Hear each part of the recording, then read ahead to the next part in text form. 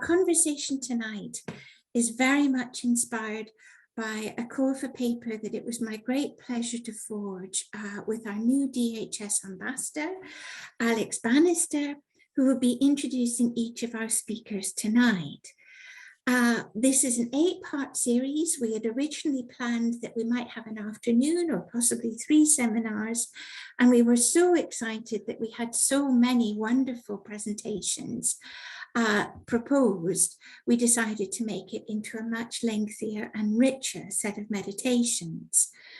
Now, the ambassador role is an exciting one. It is where the society as a charity, as well as a sort of meeting place for the design historical community, seeks to facilitate and encourage early career researchers and postgraduate students to feel they have agency, to feel part of what we're doing as a cultural body and institution. So the first conversations that I had with Alex and our other ambassador, Victoria, were around what are the themes that you would most like to explore? Can we put together a conversation that involves various constituencies within the design historical community? And Alex was very committed to thinking through something around the women's history agenda of the March monthly celebrations. And I was delighted that in our conversations, we really developed a whole set of themes to explore that absolutely celebrate that focal point, but also explore the sort of fluidities of debates around gender histories that have evolved over recent decades, and to look at where those intersects with different institutional histories, with different transnational, international contexts, and to think about the many disciplinary traditions, both in terms of practice, as well as the worlds of scholarship and conversation that are involved in the writing of design history. Our colleagues who work on the built environment, on dress, on graphic design. We are a very broad church within design history, and are delighted that so many colleagues from so many different variations within our field have felt that meditating on collaborative working and the gender politics within that process are worthy of our sustained attention and reflection. So I'll hand over now to Alex to introduce our speakers, and I'll be projectionist, returning to the happy days of my youth. So thank you so much, everyone, and over to Alex. Thank you, Claire, for your introduction, and a warm welcome, everyone, to the first in our series of Hidden Histories, Gender and Design. I should mention there will be a group Q&A discussion after all of the presentations, so please pop any questions and comments you have in the chat box after the presentations, and these will all be answered collectively at the end.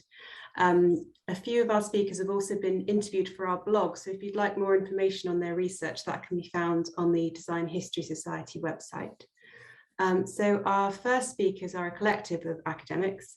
Dr. Eve Stirling is a principal lecturer and design researcher at Sheffield Hallam University, where she co-leads the Gender and Design Research Network with her colleague, Dr. Melanie Levick-Parkin, who is a senior lecturer in design and lead for the postgraduate cross-disciplinary design programme. And Dr. Lee Wright is a senior lecturer in the history and theory of design at Liverpool John Moores University, where her field of expertise is fashion theory and its role in reconfiguring our visual communication system. So thank you, Eve, Melanie and Lee, for taking part, and I will pass over to you now.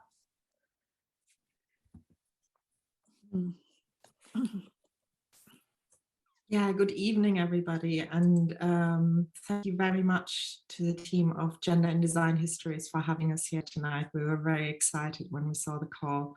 So we're here to talk a little bit about gender and design history in the shape of our paper, Are We There Yet? A look in the rear view mirror of feminist perspectives on women and design to help us map the messy terrain that might lead us to better design futures. Jesus, that's a bit of a mouthful. And it it started like all the best things seem to start over a lunch, chatting about stuff. First time that we met in person after COVID, etc. And Eve and I were telling Lee about the Gender and Design Research Network that we had just convened this year at Sheffield Hallam University, and that we'd been working on a project with the IGDN, which is the International Gender Design Network. And then Lee talked a little bit about her own travels and histories in gender, and remembered a conference that she had been to many years ago. And she said that she might still have the catalogue somewhere. So Eve said that it would be brilliant to have a look at that, and this is how we came to be here, and to share some of what we found and some initial kind of insights. Lee will talk about documents she's unearthed a little bit more in a minute. But for now, we highlight some of the issues raised by our mothers to help us understand the changed and also seemingly unchangeable nature of gendered power relations in design. Within feminist theory resides an acute sense of how conceptions of the past act on the present and reach into possible futures. And this is where Elizabeth Groves, has written brilliantly about that kind of situating of those thoughts, as have many other people. And we're drawing on transgenerational accounts of women's lived experiences in design, along with threads that lead us back to the foregrounding of female tacit knowledge as a missing ingredient from socially responsible design. And our paper asks, what are the conditions for women to thrive in design? And I think it's a question that we keep coming back to in our research, and not just women, but actually what are the conditions for humans to thrive in design? Sometimes that needs asking in the first instance. And we tie those threads to our own travels through feminist ethics and utopianism, which, with much ground yet to be covered, our paper hopes to make a small contribution and a redefinition to the maps for those who travel after us. Next slide, please.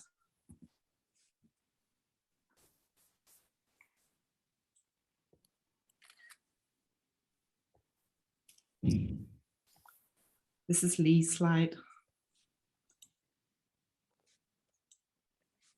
Yeah.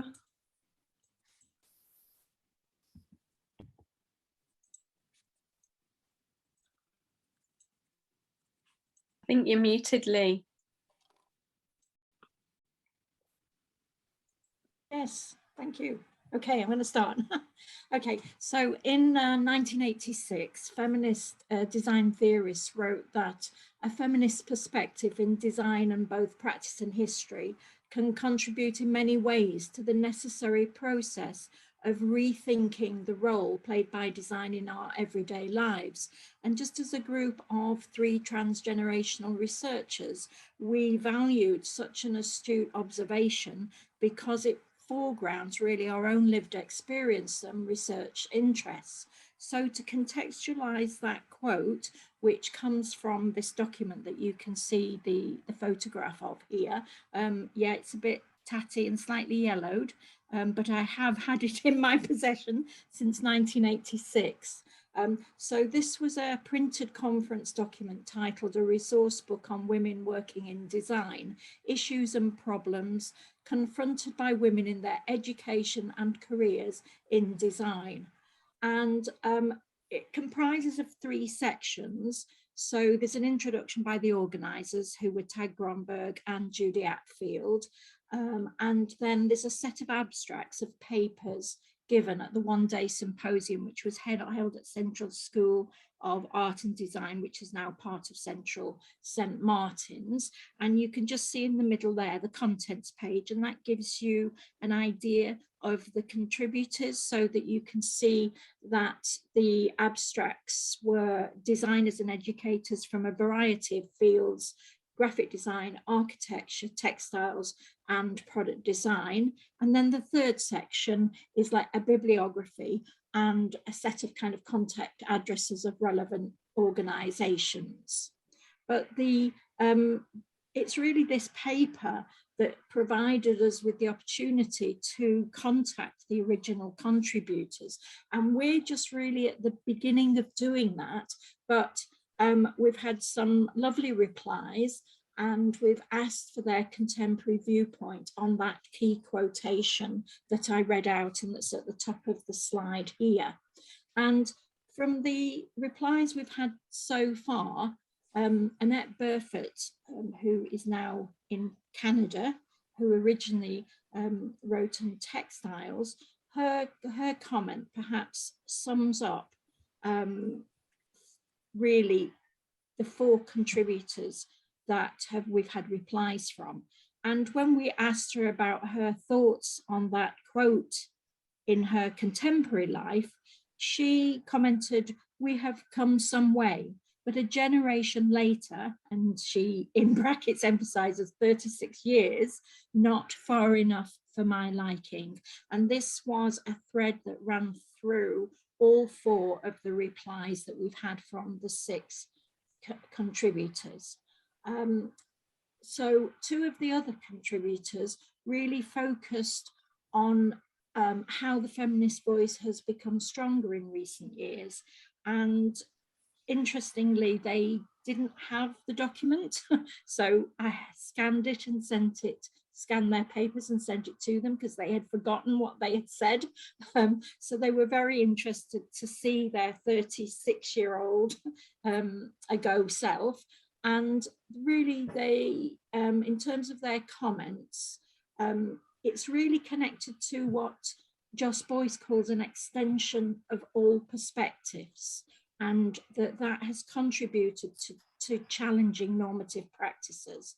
And she mentions this aspect of the resistant voice, and Lynn Walker also mentions that in terms of her contemporary viewpoint, because she cites it as a positive development because we have now become united by gender, race, and ethnicity.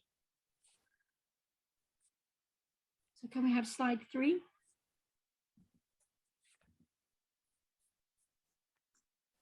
Thank you. So to conclude, really, I mean, we are starting this project as it, it was a really once serendipitous thing that we had this conversation and we found this document. And really for us to reflect and add our voices to the women of 1986 and their insistence that a feminist perspective in design in both practice and history can contribute in many ways to the necessary process of rethinking the role played by design in our everyday lives and thinking about how this has influenced our own experiences. And I think one of the things that kind of really troubles me is in knowing that we need to understand the structuration of design before it can be changed. The challenge is, how can we? And one of the things that we really wanted to highlight was the challenge of missing histories of women, as they can feature heavily in the non-digital archive. And as these sorts of documents may get digitized or may not get digitized, we're thinking about who decides which histories are of value and who are those gatekeepers, and how can that kind of digitization become more inclusive. We're in the process of trying to get this digitized, but there are resource and copyright concerns about that, obviously.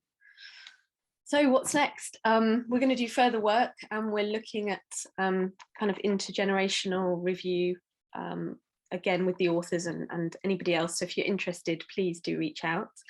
And if you want to be involved in similar projects, then do email Mel, and we'd love to have you at the Gender and Design Network. Thank you very much. Thank you so much, Eve, Melanie and Lee. That's a really great start to the series, and thank you for showing such an important project. And remember, if anyone has any questions, to put them in the chat box now, and we'll put them to the speakers at the end. So let me introduce our second speaker. Our second speaker is Molly Rottman, who is a PhD candidate in the Faculty of Education at the University of Cambridge. Molly's research examines the histories of US art and design education during the 20th century. And tonight she's going to be discussing queer history at Parsons School of Design. So I'll hand over to you, Molly. Thank you.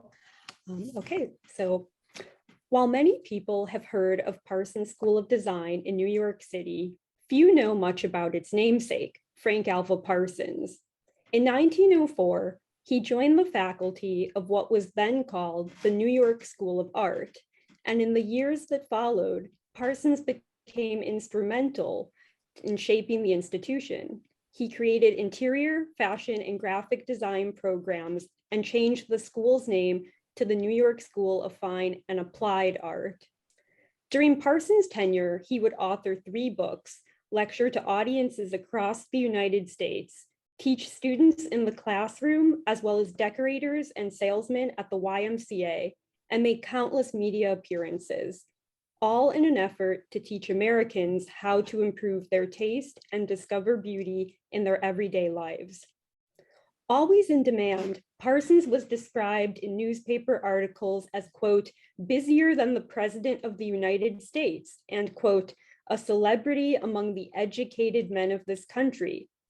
Yet even with Parsons' accolades, including a medal from the French Legion of Honor, Parsons' life has evaded institutional archives for nearly 100 years. In considering what does remain, historian Jill Lepore writes that it is important to consider how, quote, the historical record is not only partial and accidental, but also uneven. It suffers from asymmetry. According to Lepore, this asymmetry is, quote, a form of inequality. It makes manifest in the present the inequality of the past. As we now grapple with many of the voices that remain absent from or obscured by the archives, queer design education leaders like Frank Alva Parsons, along with his proteges, William McDougall Odom and Vanday Truex, remain outside of the official narratives of design history. Today, Parsons School of Design is celebrated as a haven for LGBTQIA+ students. The school was an early adopter of gender-neutral bathrooms. The president of the university is an openly gay man, and the school even created a course dedicated to building a float for New York City's Gay Pride Parade. Yet the institution fails to recognize the queer pedagogy and queer lineage that persisted in its own halls for the first half of the 20th century. According to Professor Matthew Thomas Reed, quote, queer pedagogy involves exploring the noun form, or being queer, and how queer identities intersect and impact educational spaces. To understand and acknowledge this history, we must begin with Frank Alva Parsons. While much of Parsons' professional work and success is documented through his published lectures, books, and institutional documents, little of his personal life is documented. He did not leave any official archive, papers, or estate after his passing in 1930. Because of this, I have essentially become his archivist, collecting census records, postcards, letters, and photos that have all evaded the archive. Early in Parsons' tenure at the school, William M. Odom enrolled for a special course of study. This program entailed a personalized training for Odom, who worked directly under Parsons. It is through these studies that the two men grew close, both personally and professionally.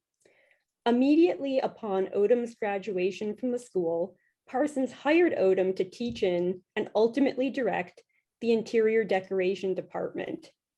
They would also work together to launch the Paris Ateliers in 1921, which served as the European outpost of the school. Next slide, please. While scholars describe Odom as Parsons' protege, he was also Parsons' romantic partner. According to both census and passport records, the two men lived together for at least 12 years. Some of this time was spent at 749 Fifth Avenue, located between two well-known spots for gay rendezvous. One newspaper article from 1922 even mentions the two men cohabitating, with the journalist writing, quote, at 749 Fifth Avenue, Mr. Parsons was not at home. William M. Odom, who shares the tantalizing apartment with its vistas of lovely yellows and soft grays, and who was active head of the school in Paris, was a butler moved back in the well-proportioned shadows. The reporter's description of Parsons and Odom's work in interior design is bound up with their queerness. The apartment tantalizes because of the tasteful decoration. Odom was an expert on Italian furniture and antiques, and Parsons' work largely focused on color and form in interiors. But it also tantalizes because of its two same-sex occupants. During this time, another student caught the eye of both Parsons and Odom, Van de Truix, who arrived in New York City from rural Kansas in 1923. In adjusting to Parsons' style of teaching, Truix recounted that it was a very personal school ruled by Parsons. Quote, "He dominated the school absolutely, this dynamic devil." While studying in New York, Truix lived in the West Side YMCA, where Parsons also taught. This location of the YMCA was described by a contemporary of Parsons as, quote, "a more elegant brothel for those who like to live in their ivory towers with Greek gods." Truix later remarked on his time at the YMCA, sharing, quote, "You quickly understood maybe certain things that you never understood before about others or yourself. Good for me, I suppose." After studying under Parsons, Truix was chosen for a scholarship to study at the Paris Ateliers, where he became close with Odom.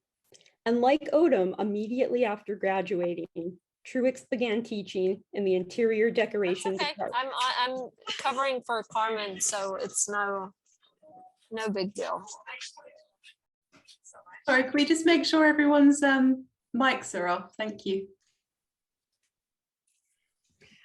I'll resume in that last sentence. And like Odom, immediately after graduating, Truix began teaching in the interior decoration department of the school. While Truix was a student, Parsons and Odom were not the only queer teachers at the university. The check-in meeting? Yeah. Okay. Truix described two female instructors, quote, "Zerelda Raines, who was tall and ugly, and her great friend called Miss Fuller. Zerelda Raines was tall and masculine. Miss Fuller was the head of the costume design setup." These two faculty members lived together for years and appeared to have been in a relationship open enough that Truix, even as a student, was aware of it. Parsons' relationships and subsequent hiring of Odom and Truix guaranteed that queerness remained at the forefront of the New York School of Fine and Applied Art. After Parsons' passing in 1930, Odom became president of the school, as well as the main beneficiary of Parsons' estate. With Odom president of the New York campus, Truix became the head of the Paris school. In 1941, the year before Odom's death, he renamed the institution Parsons School of Design. Although many students thought this change was a result of Parsons' large presence at the school, historians may also interpret this act as Odom dedicating the institution to his former partner. Next slide, please. After Odom's death in 1942, Truix became the president of Parsons School of Design. In an oral history about her student days, Allison Smith Hannon recalled, quote, "That's the first time I became aware of people being gay because there were a lot of gay people." Hanan's observation was not unique to her own experience. Adrian, the famous Hollywood costume designer, as well as Robert Calick, Adrian's teacher and another well-known fashion designer, passed through Parsons during the presidencies of Parsons, Odom, and Truix. The school even hosted Halloween costume parties and Mardi Gras balls with many attendees in drag. The presence of gay students and faculty was not incidental to the school's identity, but essential from its very foundation. a queer community the Parsons, Odom, and Truex built and cultivated together. In creating this educational community, Parsons made a space for queer faculty and students that was certainly missing during his own schooling and early career. In a 1902 letter about Parsons' potential employment between two arts educators at Columbia University's Teachers College, one of the authors seeks to clarify statements the other made about Parsons. Quote, "I do not know exactly what you thought of what I said of Mr. Parsons. The conditions were rather peculiar. Your accusations of vanity and frivolity were very severe and of such a nature that it was not possible to refute them. These accusations of vanity and frivolity are examples of coded language expressing the addressee's opposition to Parsons' appointment because of his sexuality. For these two men in 1902, Parsons' homosexuality made him feminine and unserious. His queerness had no place in the masculine environs of Columbia University. Parsons remained a dedicated design educator throughout his life, and Parsons School of Design represents not only the professional contributions of Parsons, Odom, and Truex, but a space for queer students and faculty to gather, meet, and create. This is the history of Parsons School of Design, yet its telling remains hidden. I wish to end on Parsons' own words, where he notes that, quote, "It still appears that man is, after all, mostly the result of his environment, and that he will certainly express, unless forced to do otherwise, precisely what he is." Thank you. Thank you, Molly. Fantastic quote at the end there. Thanks for sharing your research. If anyone has any questions, please remember to just pop it in the chat now.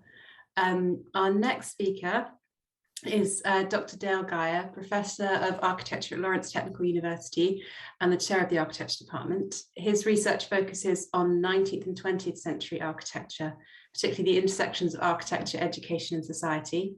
And his paper tonight discusses gendered concepts in architectural criticism and the ballet school architecture of the 1960s. So over to you, Dale. Thank you, and I want to thank Alex and Claire for allowing me to participate in this conference. I've been waiting years for something like this to come up, so it's a real treat. I should also say at the start that I feel a little bit odd at this conference talking about a group of men, but hopefully in the end it will all make a little bit of sense. So this is the United States Chancellery Building, designed by Eero Saarinen.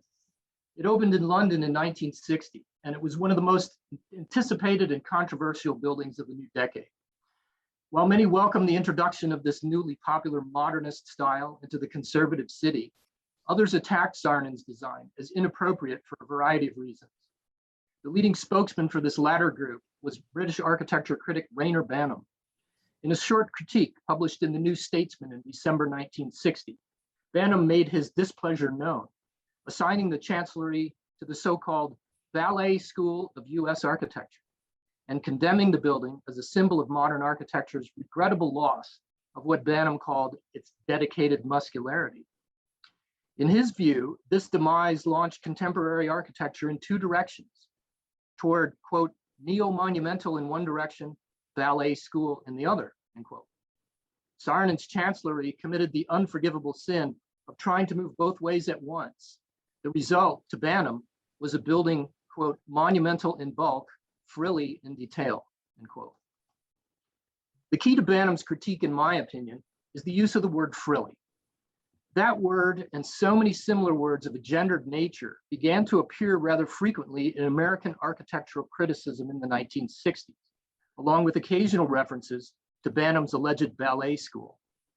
I first encountered this phenomenon while researching a monograph on the architect Minoru Yamasaki, and further investigation revealed that other architects also were victims of this oddly inappropriate kind of language. I was baffled. What did it mean to call a building frilly or prissy in the 1960s? Well, Banham coined the phrase ballet school, but may have been inspired by American architectural critic William Jordy's article on Philip Johnston from the previous year. In describing Johnson's latest work and newfound fondness for historical references, Gyure critiqued Johnson's modernist porticos, saying they were, quote, so two-dimensional as to recall stage backdrops for some ballet dream sequence, end quote. Next slide, please. The fact that Johnson was the subject of Gyure's review is fitting, since the ballet school, as would become widely understood, included Minoru Yamasaki, Philip Johnson, Edward Durrell Stone, and Paul Rudolph as its most prominent practitioners. Critics pigeonholed Ed Stone as someone who slapped ridiculous metal grills on all of his buildings after the success of his highly praised US Embassy in New Delhi. Paul Rudolph's Jewett Art Center at Wellesley College continued to be singled out for its supposed fragile delicacy long after he switched to a rugged, mass-dominant, brutalist concrete aesthetic. Johnson's apostasy was more broadly offensive and less tied to a singular structure, perhaps because of his willingness to experiment and his flippant public persona. Of this group, Minoru Yamasaki clearly drew the most gendered attacks. William Gyure admitted that Yamasaki's McGregor Conference Center in Detroit was a delightful building, but at the same time it troubled him with its, quote, precious, even faintly saccharine quality, end quote. While Gyure intended this criticism to express anxiety over the future direction of modern architecture, his more direct impact, because of the terms he used, was to imply that Yamasaki's approach was as sweet, ephemeral, and insubstantial as candy. While this critique might be equally interpreted as infantilizing rather than gendering the architecture, other critics left no room for confusion. Vincent Scully referred to the ubiquitous grills characterizing Stone's and Yamasaki's work as having, quote, feminine scale, end quote. West Coast critic Alan Temko, invoking Banham's ballet school without naming names, bemoaned the nation's, quote, growing collection of epicene new buildings, end quote. John Jacobus was reviled by what he called the, quote, forced hothouse elegance, end quote, of Yamasaki's work and its prissy character.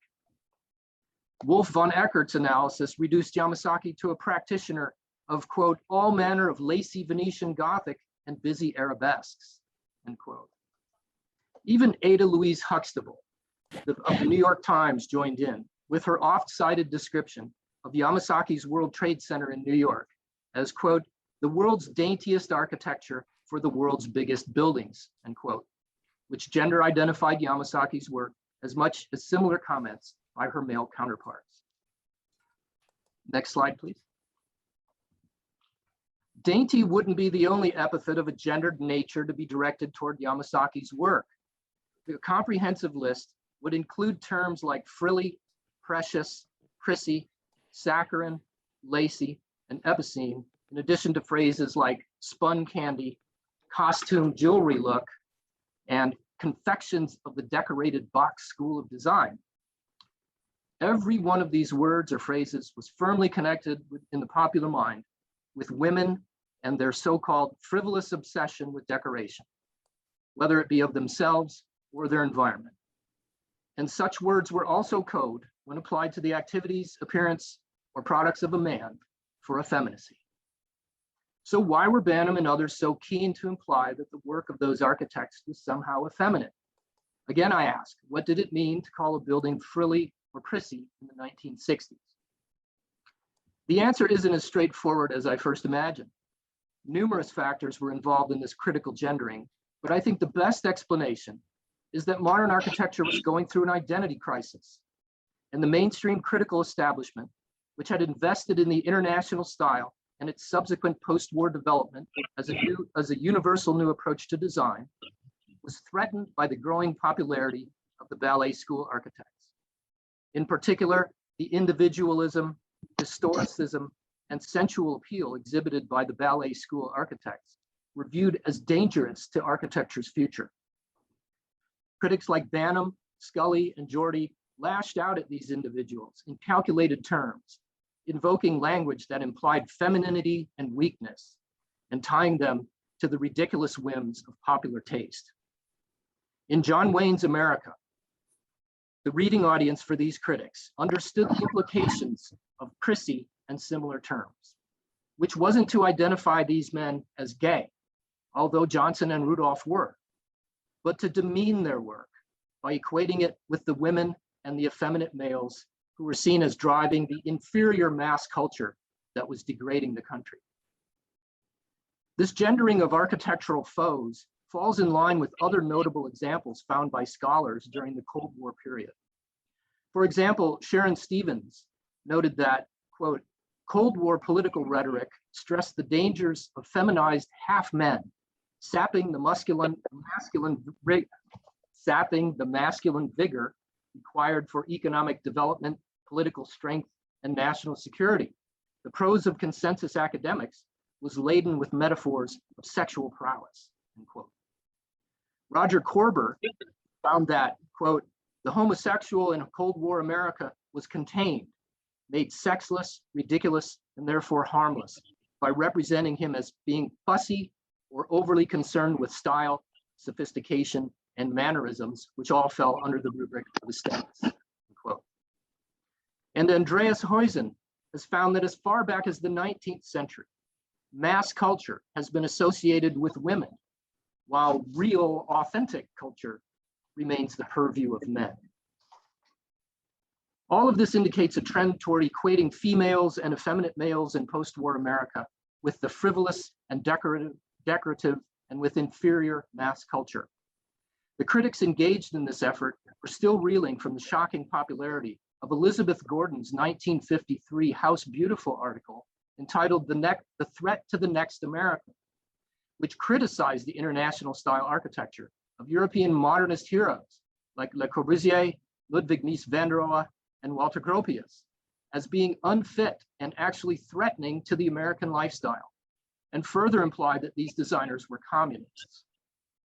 Gordon's equation of modern design with anti-Americanism found broad support among everyday Americans and gave voice to the hostility with which many still viewed modern design. At the same time, the first examples of Googie architecture were appearing. Everyday commercial buildings designed strictly to garner attention with bright colors, large signage, improbable construction, and unique forms. Googie was attacked by these same critics for its incoherence and lack of principles. It was also suspect because it was popular. In this milieu, the conservative critics feared the potential loss of standards, leading to a modern architecture lacking intellectual rigor and succumbing to popular taste and the search for beauty. As Geordie wrote, quote, in short, the worry is that with acceptance, the modern movement will academically pursue the cult of beautiful buildings, end quote, resulting in a situation where, quote, making modern architecture beautiful will predominate over making beautiful modern architecture, end quote. The ballet school architects were chastised in highly offensive gendered language for doing just that. Thank you.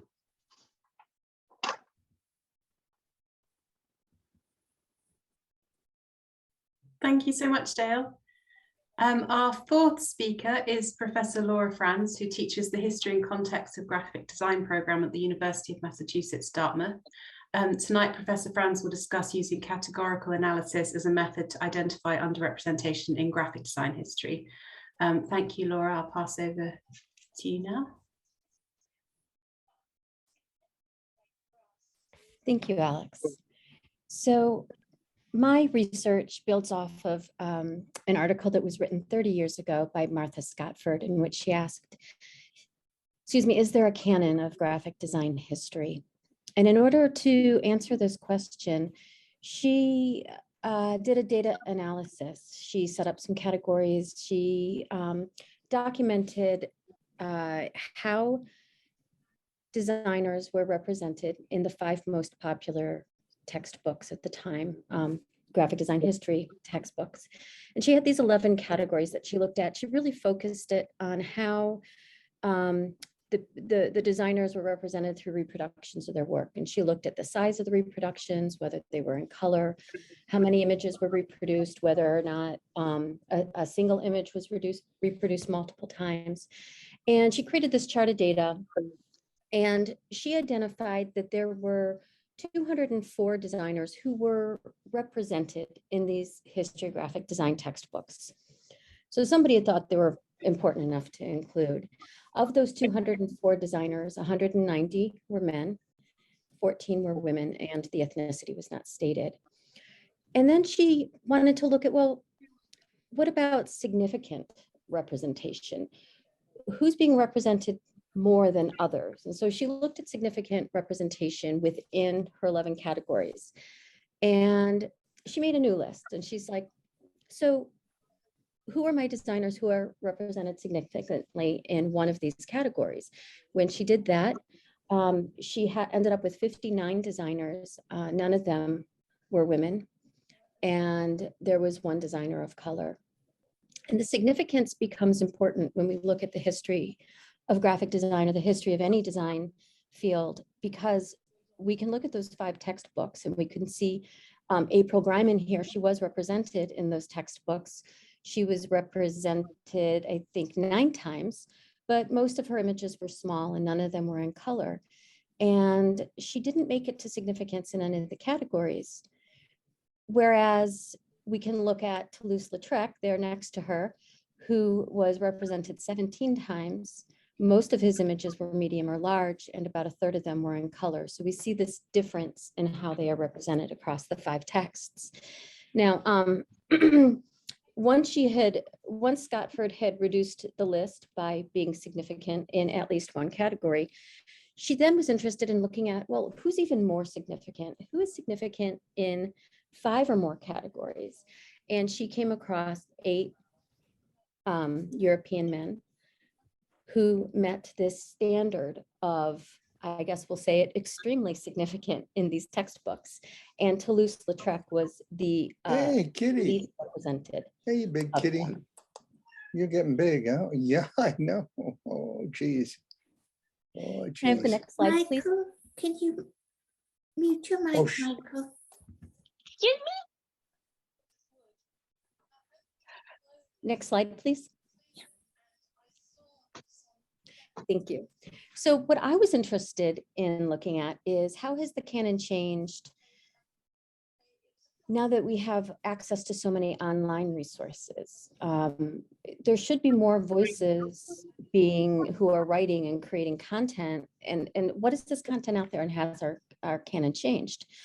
So as a person who teaches the history of graphic design, I selected some of my favorite resources, some that I know of, but tend not to use. And then I Googled and found a couple others that looked like they would be appropriate. And I did a similar study, whereas Scotford looked at images because at that time, it was expensive to include an image in a book and to print it in color versus black and white and all that. And now, living in the age of the image and quick information online, it seems like it's much easier to include an image than it is to actually craft good copy about a designer. So instead, I decided to look at designers who were discussed online, who were talked about, not just name dropped, but that were included in such a way that we learned something about them and their role in the history of graphic design, excuse me. So when I did this, I was looking for repetition across sources, so I might think it's important to include somebody, but does somebody else think they're important? So I wanted to only include designers who had been included in at least 2 resources. And when I did that, I found that there were 102 designers that were included in 2 or more resources. And of them, 18 were women and 9 were designers of color. But like Scotford, I wanted to look for more significant representation. And so then I asked, who's been included 3 or more times? And when I did that, my list was reduced to 50 designers. 10 of them were women and 2 were designers of color. And so I have my 2 designers of color there, Gail Anderson and John Maeda. And then I bumped it up a notch again and said, well, who's the significantly significant group of designers? Who's being included 5 or more times? And I ended up with 23 designers, only 1 is female, and that's Paula Scher. I can also report that 5 of Scotford's first, her original top 8, do end up in that top 23 from my study. So they are still part of the narrative of the history of graphic design. Next slide, please.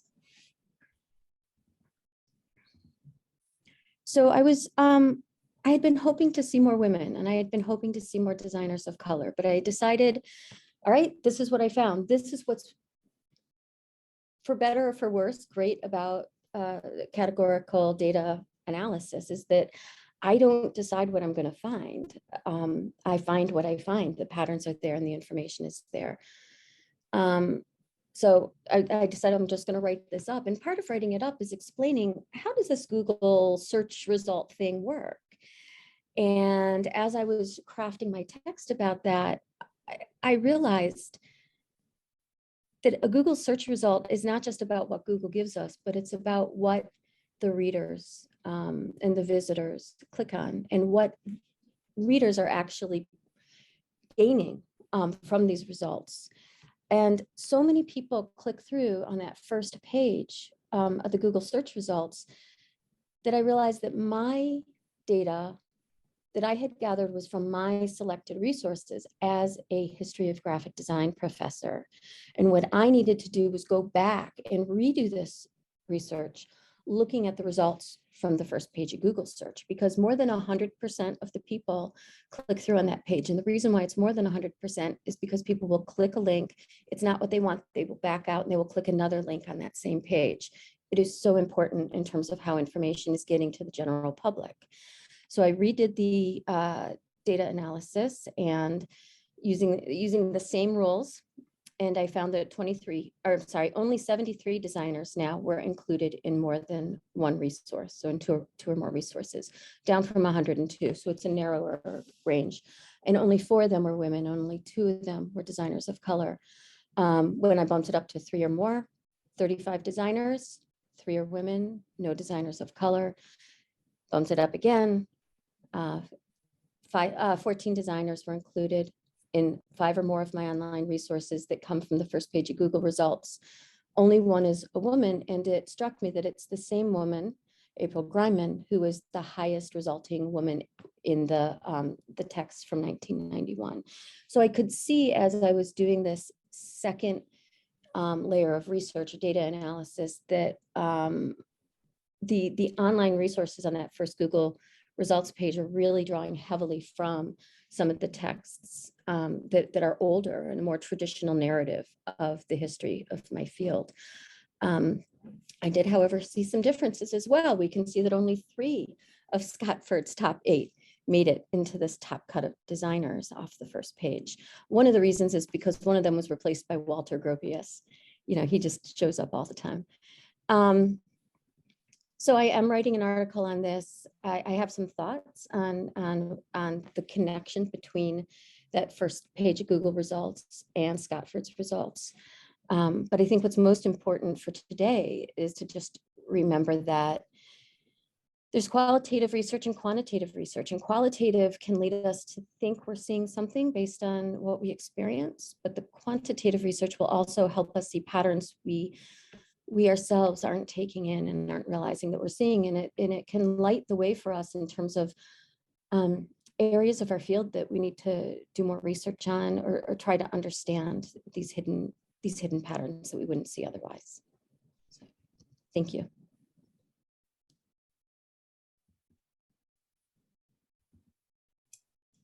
Thank you so much, Laura. I can already see there's a few questions in the chat, but we'll come to that at the end. After the final speaker, who is Monica Tusinian, a lecturer and scientific researcher at the Karlsruhe Institute for Technology and a doctoral student at TU Berlin.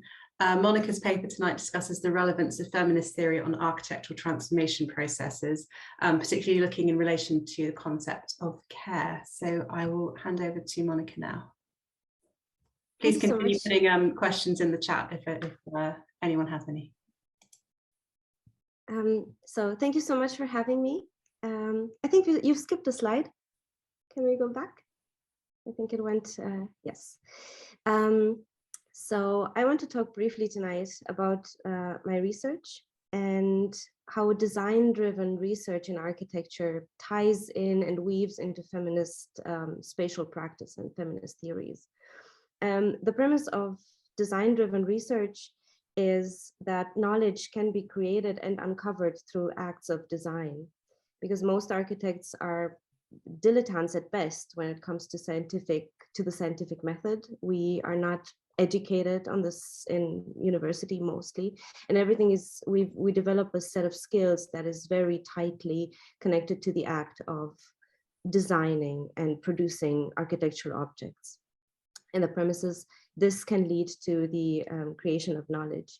So my research focuses on industrial sites in the former Eastern Bloc countries, particularly in Romania, where the aim of this is for me to address this a certain post-communist erasure of memory and a very aggressive cutting of an umbilical cord that occurred after the fall of the Iron Curtain, where everything that was tied to the socialist past had been erased, cleansed, or willfully ignored. These sites that I'm working on are still present because it had been too expensive to destroy them. It was not viable, but they're not being engaged with.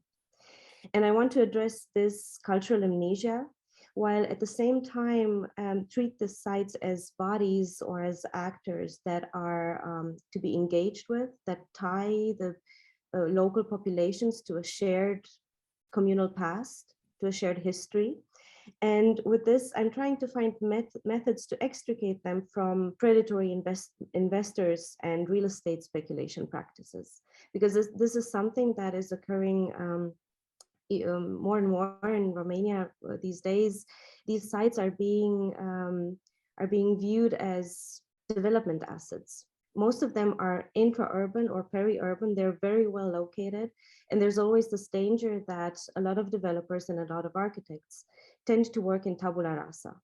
That means these sites are being destroyed, and with them, my thesis postulates, there is a fracture that feeds into the Romanian trauma, the post-communist trauma that prevents Romanian culture to really acknowledge its past. And this contribution to the seminar here was interesting for me because as I became more and more engaged with my research, and this design and practice-based research, in the words of Marcello Stamm, means fighting close to the bull. So fighting with the skills and the tools that I have gathered before starting my venture into academia. I have also realized that a lot of the ways that I was approaching this topic with tied in with feminist theories.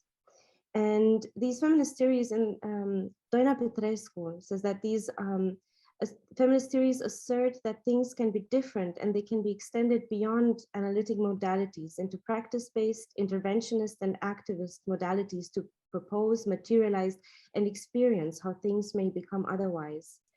And this for me means this topic of transforming these objects, these bodies, in a way that doesn't harm them, and in a way that empowers the local population's engagement with them, and that enables their use in a way that is not treated as the quote-unquote ceremonial hide. They're not treated as backdrops for tourists and for superficial engagement with the public. This leads me to the theme that this spatial problems that is very present in the Romanian landscape is also the manifestation of a cultural issue. But this means that the solution to it cannot be only a building, and it cannot be working in tabula rasa. So this is what I'm trying to approach, and with the research and what I'm aiming at, that the themes that are important when it comes to dealing with industrial heritage, though I am not talking about preservation per se, just maybe a design-driven approach to preservation, is that nurturing and curating the decay, the personification of the site and seeing them as agents rather than objects, and the maintenance of their characters in relation with local imaginaries, because there's also a divide, like I mentioned, between the local population's engagement with these sites and tourists and investors and foreign agents engaging with them. And these, it turned out, I had not invented. These are topics that are very closely tied to feminist theories. And if we move forward to the next slide.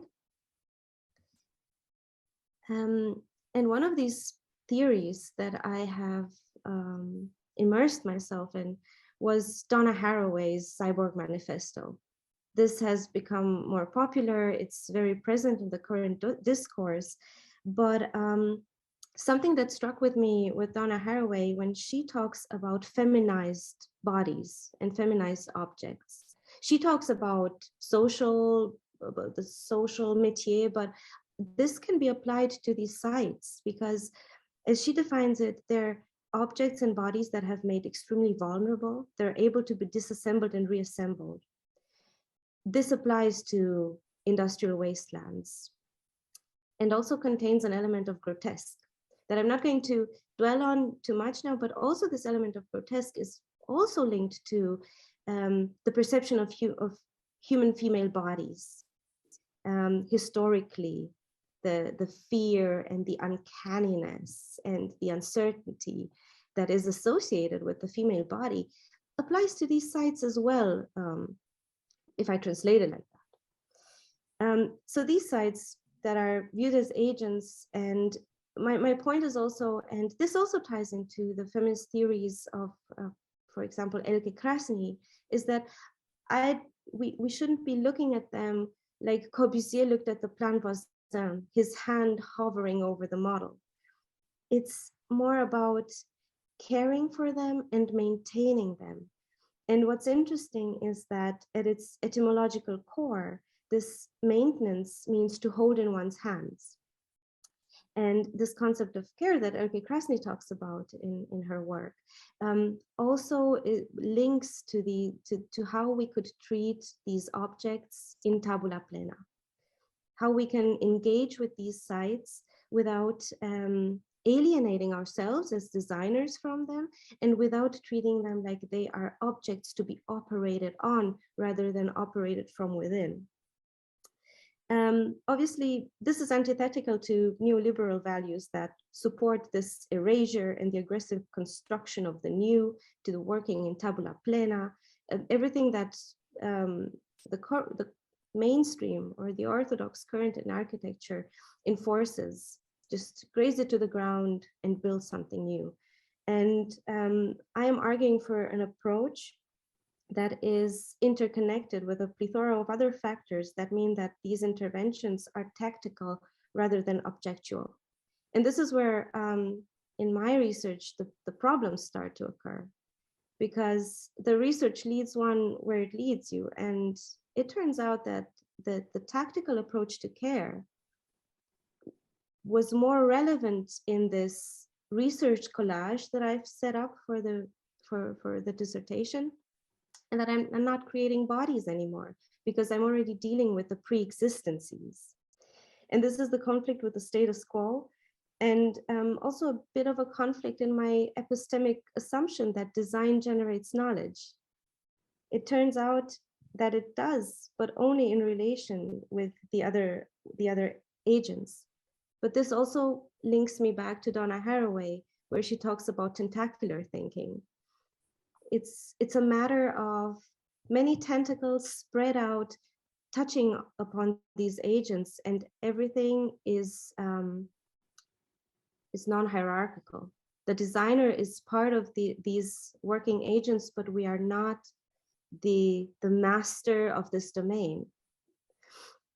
So it's becoming imperative now to engage with these practices of care, because they are necessary and they are linking into this conversation about sustainability.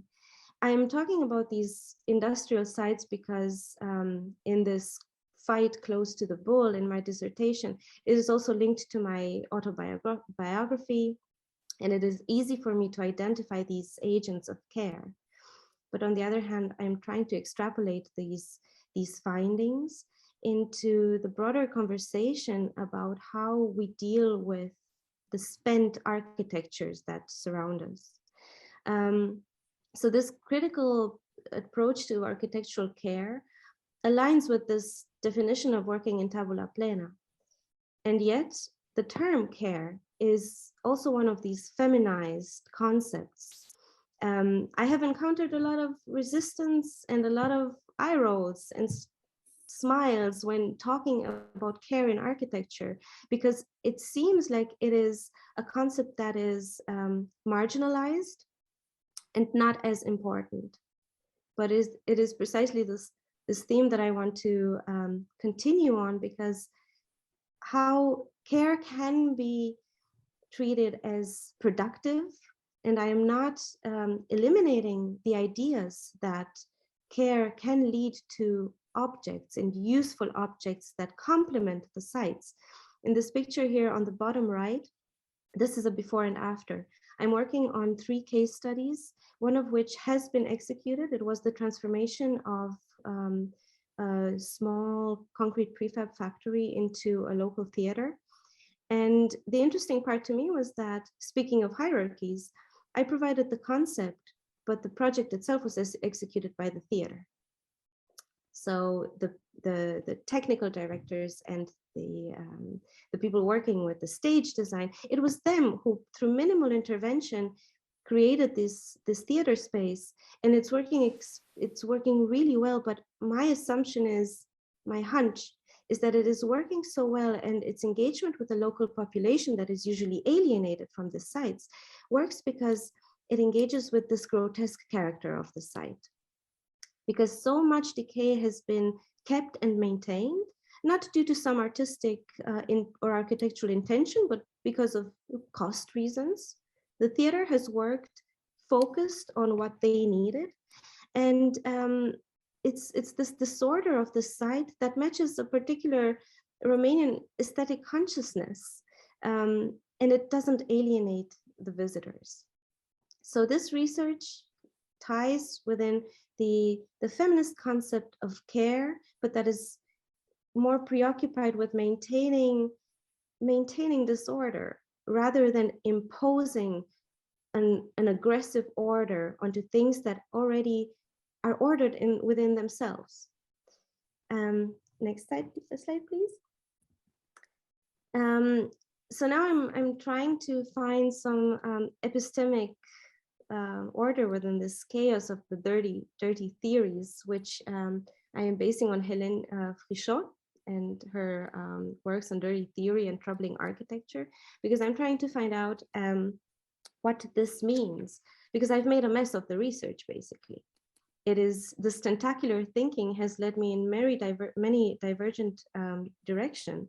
And I've also found that as my position solidifies, and I find it increasingly difficult to operate within orthodox or conventional architectural paradigms, this conflict is fruitful, but it's being met with a lot of resistance. And I'm also encountering a very gendered and very loaded terminology when I talk about it with my peers, when I talk about it with my thesis advisors in Berlin, because I'm working with hand drawings, I'm working with these sketches, because these pursuits are soft and they're in perpetual flux and they're not fixed, and I could not work with precise tools onto something that is in itself very volatile. But this is also often called naive. I've been urged to design more objects, and I want to argue that illustrating these vignettes of processes is design, because it illustrates the dialogue between theory and practice. And this, again, if we're thinking back to the first slide, is one of the epitomes of feminist design practice itself. It's about connecting the process and the theoretical work and having those bleed into architectural practice, and maintaining this value of disorder and chaos. And this, because one of Alex's questions that she sent was whether we've discovered something new while preparing for this, this talk. And I found it really interesting that Jennifer Bloomer appeared in a lot of these articles that I've read preparing for this, and I had never heard of her before. And I found it very bizarre that in architecture school, and even now as a PhD candidate, these women are being marginalized. And it is very interesting how the terminology that is often used talking about them, and especially Jennifer Bloomer, where she uses bodily fluids and milk and dirt by this grotesque association with the female body, that is connected to the process of working with these sites. It's connected to building because they're not exact pursuits. They're dirty and they're imprecise and they are unstable. And by treating these sites like these unstable, grotesque, leaky bodies, I think it adds to the broader conversation and to maybe the approach to the architectures that these spent architectures that we are surrounded by. It's not sustainable to build anew over and over again, and it's not sustainable to build in tabula rasa. So one of the approaches might be that we treat these objects as if they were ourselves, dirty and unstable, but this is a practice that can lead to a sustainable way of working within these and not working, existing within these precarious and spent world, because nothing is eternal and nothing is complete and nothing is perfect. Thank you.